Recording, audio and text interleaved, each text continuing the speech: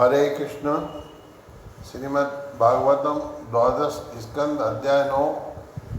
मार्कंडेय ऋषि को भगवान की माया शक्ति के दर्शन। सूत गोस्वामी ने कहा, नर के मित्र भगवान नारायण बुद्धिमान मुनि मार्कंडेय द्वारा की गई उपयुक्त स्तुति से तुष्ट हो गए। अतः वे उन श्रेष्ठ भगुवंशी से बोले। भगवान ने कहा, हे मार्कंडेय, तुम समस्त विद्वान ब्राह्मणों में श्रेष्ठ हो। तुमने अविचल भक्ति, तपस्या, वेदाध्ययन एवं विधि विधानों द्वारा परमात्मा पर ध्यान स्थिर करके अपने जीवन को सफल बना लिया है। हम तुम्हारे आजीवन ब्रह्मचर्य व्रत से पूर्णतया संतुष्ट हैं। तुम्हारा कल्याण हो। मैं समस्त वर देने वालों का स्वामी हूँ, अतः जो चाहो वह वर चुन लो। ऋषि ने कहा, हे देवेश, आपकी जय हो। हे अच्युत, आप उन भक्तों का सारा कष्ट दूर कर देते हैं जो आपके शरणागत हैं। आपने कृपा करके मुझे अपना दर्शन दिया, यही मेरे द्वारा चाहा गया वर है। ब्रह्मा जैसे देवताओं ने आपके सुंदर चरण कमलों का दर्शन करके ही उच्च पद प्राप्त किया, क्योंकि उनके मन योगाभ्यास से परिपक्व हो चुके थे। और हे प्रभु, अब आप मेरे समक्ष साक्षात प्रकट हुए हैं। हे कमल नयन, हे विख्यात पुरुषों के शिरोमणि, यद्यपि मैं मात्र आपका दर्शन करके तुष्ट हूँ, किंतु मैं आपकी माया शक्ति को देखना चाहता हूँ, जिसके प्रभाव से संपूर्ण जगत तथा उसके अधिष्ठाता देवता सत्य को भौतिक दृष्टि से विविधतापूर्ण मानते हैं। सूत गोस्वामी ने कहा, हे विज्ञ शौनक, मार्कंडेय की स्तुति तथा पूजा से इस तरह तुष्ट हुए भगवान ने मंदहास के साथ उत्तर दिया, तथास्तु। और तब बद्री का आश्रम स्थित अपने आश्रम चले गए। मार्कंडेय ऋषि अग्नि, सूर्य, चंद्रमा, जल, पृथ्वी, वायु, वियत, बिजली तथा अपने हृदय में भगवान का निरंतर ध्यान करते हुए और मन में कल्पित साज सामग्री से उनकी पूजा करते हुए भगवान की माया का दर्शन करने की इच्छा के विषय में सदैव चिंतन करते रहे। वे कभी कभी भगवत प्रेम की तरंगों से अभिभूत होकर नियमित पूजा करना भूल जाते। हे ब्राह्मण शौनक, हे प्रभु श्रेष्ठ, एक दिन जब मार्कंडेय पुष्पभद्रा नदी के तट पर संध्याकालीन पूजा कर रहे थे तो सहसा तेज वायु चलने लगी। वायु अपने साथ भयावने बादल लेती आई, जिनके साथ बिजली तथा गर्जना भरी गड़गड़ाहट थी और जिन्होंने सभी दिशाओं में गाड़ी के पहियों जितनी मोटी मूसलाधार वर्षा की। तब सभी दिशाओं में 4 महासागर प्रकट हो गए, जो वायु से उमड़ती हुई लहरों से पृथ्वी की सतह को लील रहे थे। इन महासागरों में भयानक मगर भंवरे थी तथा अमांगलिक गर्जन हो रहा था। ऋषि ने अपने सहित ब्रह्मांड के सारे निवासियों को देखा, जो तेज वायु, बिजली के वज्रपात तथा आकाश से भी ऊपर उठने वाली बड़ी बड़ी लहरों से भीतर और बाहर से त्रस्त हुए जा रहे थे। जो ही सारी पृथ्वी जलमग्न हो गई, वे हताश तथा भयातुर हो उठे।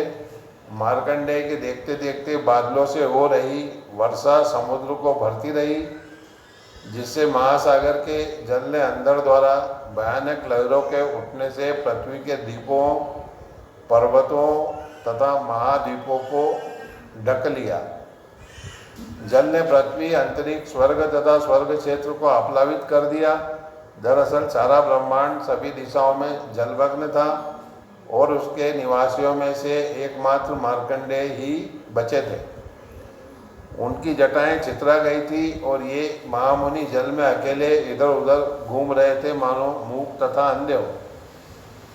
भूख प्यास से सताए दैत्याकार मकरों तथा तिमिंगिल मछलियों द्वारा हमला किए गए तथा वायु और लहरों से त्रस्त वे उस अपार अंधकार में निरुद्देश्य घूमते रहे, जिसमें वे गिर चुके थे। जब वे अत्यधिक थक गए तो उन्हें दिशाओं की सुधि न रही और वे आकाश तथा पृथ्वी में भेद नहीं कर पा रहे थे। कभी वे भारी भंवर में फंस जाते, कभी प्रगल लहरों के थपेड़े खाते, कभी जल दैत्यों के परस्पर आक्रमण करने पर उनके द्वारा निगले जाने से आशंकित हो उठते, कभी उन्हें शोक, मोह, दुख, सुख या भय का अनुभव होता तो कभी उन्हें ऐसी भयानक उल्गुणता तथा पीड़ा का अनुभव होता जैसे कि वे मारे जा रहे हों। मार्कंडेय को उस जल प्लावन में इधर उधर घूमते हजारों वर्ष बीत गए। उनका मन भगवान विष्णु की माया से विमोहित था। ब्राह्मण मार्कंडेय ने एक बार जल में विचरण करते हुए पृथ्वी के उठे स्थान पर फलों तथा कोपलों से सुशोभित एक छोटा बरगद का पेड़ देखा। उन्होंने पेड़ की उत्तर पूर्व दिशा की शाखा में पत्ते के भीतर एक शिशु को लेटे देखा, जिसका तेज अंधकार को लील रहा था। बालक का गहरा नीला रंग निर्मल मरकत जैसा था। उसका कमल मुख मंडल अपार सौंदर्य के कारण चमक रहा था और उसकी गर्दन में शंख जैसी रेखाएं थी। उसका वक्ष स्थल चौड़ा, नाक सुंदर आकार वाली, भौहें सुंदर तथा अनार के फूलों जैसे सुंदर कान थे, जिसके भीतर के वलन शंख के घुमावों जैसे थे। उसकी आंखों के कोर कमल के कोच जैसे लाल रंग के थे और मूंगे जैसे होठों का तेज उसके मुखमंडल की सुधामयी मोहिनी मुस्कान को लाल लाल बना रहा था। जब वह सांस लेता तो उसके सुंदर बाल हिलते थे और गहरी नाभि उसके बरगद के पत्ते जैसे उदर की चमड़ी के हिलते वलनों से टेढ़ी मेढ़ी हो जाती थी। वह ब्राह्मण श्रेष्ठ आश्चर्य से उस बालक को देख रहा था, जो अपने एक चरण कमल को आकर्षक उंगलियों से पकड़कर चूस रहा था। जैसे ही मार्कंडेय ने बालक को देखा, उनकी सारी थकान जाती रही। दरअसल उनको इतनी अधिक प्रसन्नता हुई कि उनका हृदय तथा उनके नेत्र कमल की भांति पूरी तरह प्रफुल्लित हो उठे और उन्हें रोमांच हो आया। इस बालक की अद्भुत पहचान के विषय में शंकित मुनि उसके पास पहुँचे। तभी उस शिशु ने श्वास ली, जिससे मार्कंडेय मच्छर की तरह उसके शरीर के भीतर खिंच गए। वहाँ पर ऋषि ने संपूर्ण ब्रह्मांड को प्रलय के पूर्व की स्थिति में सुव्यवस्थित पाया। यह देखकर मार्कंडेय अत्यधिक आश्चर्यचकित तथा विस्मित हो गए। वहाँ पर मुनि ने संपूर्ण ब्रह्मांड देखा। आकाश, स्वर्ग तथा पृथ्वी, तारे, पर्वत, सागर, द्वीप तथा महाद्वीप, हर दिशा में विस्तार, संत तथा आसुरी जीव, वन, देश, नदियाँ, नगर तथा खाने, खेतिहर, गांव तथा चरागाह, समाज के वर्ण तथा आश्रम। उन्होंने सृष्टि के मूल तत्वों तथा उनके गौण उत्पादों के साथ ही साक्षात काल को देखा, जो ब्रह्मा के दिनों में असंख्य युगों को नियमित करता है। इसके अतिरिक्त उन्होंने भौतिक जीवन में काम आने वाली अन्य सारी वस्तुएं देखी। उन्होंने यह सब देखा जो सत्य जैसा प्रतीत हो रहा था। उन्होंने अपने समक्ष हिमालय पर्वत, पुष्पभद्रा नदी तथा अपना आश्रम देखा, जहाँ उन्होंने नर नारायण ऋषियों के दर्शन किए थे। तत्पश्चात मार्कंडेय द्वारा संपूर्ण विश्व के देखते देखते जब उस शिशु ने श्वास बाहर निकाली तो ऋषि उसके शरीर से बाहर छिटक आए और प्रलय सागर में गिरा दिए गए। मार्कंडेय मुनि ने उस विशाल सागर में छोटे से द्वीप पर बरगद वृक्ष के पत्ते के दोने में शिशु को लेटे हुए देखा।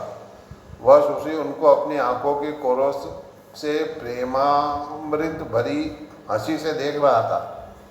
मार्कंडेय ने उस छवि को आंखों के द्वारा आत्मसात कर लिया और ऋषि भगवान का आलिंगन करने दौड़े। तभी भगवान, जो कि योगेश्वर हैं तथा हर एक के हृदय में छिपे रहते हैं, ऋषि की आंखों से ओझल हो गए। जिस तरह अक्षम व्यक्ति की सारी उपलब्धियां सहसा विलीन हो जाती है। हे ब्राह्मण, ब्रह्मांड भगवान के अदृश्य हो जाने पर वह बरगद का वृक्ष, अपार जल राशि तथा ब्रह्मांड का प्रलय सारे के सारे विलीन हो गए और क्षण भर में मार्कंडेय ने पहले की तरह स्वयं को अपनी कुटिया में पाया। इस प्रकार श्रीमद् भागवतम 12 स्कंद अध्याय 9 मार्कंडेय ऋषि को भगवान की माया शक्ति के दर्शन नामक अध्याय के भक्ति वेदांत श्लोकार्थ पूर्ण हुए। हरे कृष्ण कृष्ण कृष्ण हरे हरे, हरे राम राम राम हरे हरे। हरे कृष्ण कृष्ण कृष्ण हरे हरे, हरे राम राम राम हरे हरे, हरे कृष्ण।